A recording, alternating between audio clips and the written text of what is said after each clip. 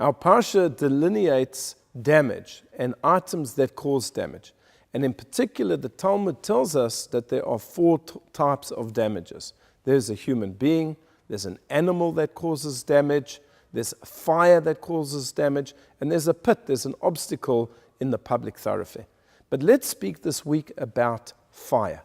The Torah tells us that when a fire goes out and it finds some type of a combustible surface and it causes damage, the person who set the fire is responsible to pay. The person who committed arson.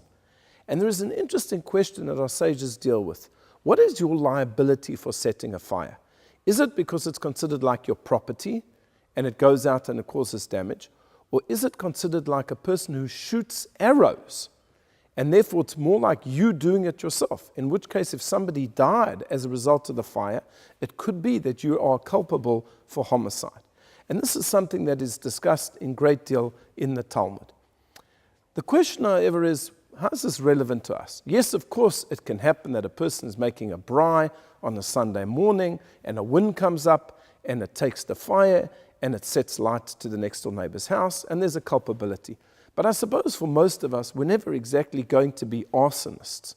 We're never going to be charged with setting fire. So can we take something from this particular law of the person who sets fire?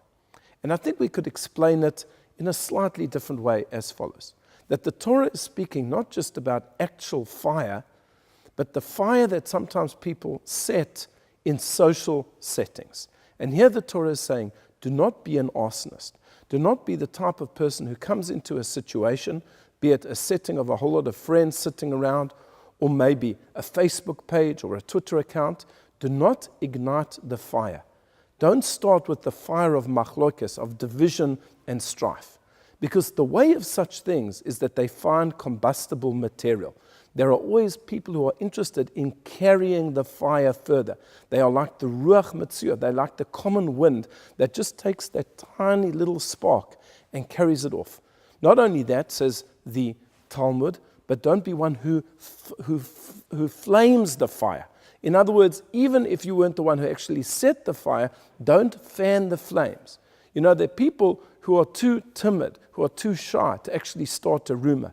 But if they hear the rumor, they're very quick to go over to their friend and to say, did you hear what so-and-so said? Did you hear what happened there? Did you hear what happened there? And these things carry off and they fan the flames of argument, of disagreement, of strife.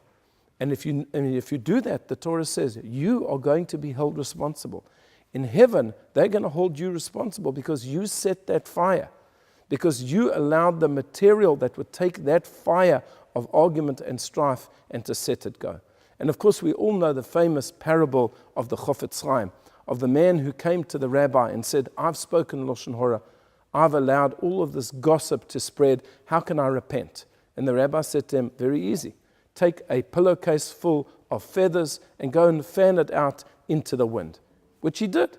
The rabbi said, then go and catch all of the feathers. He said, that's impossible. He said, well, that's why you can't properly repent for speaking Lashon Hora and spreading gossip, because it's out there. How are you ever going to bring it back? So don't be an arsonist. Don't be one who starts that tiny flame of division or who fans the flames of argument. I wish you a Shabbat Shalom.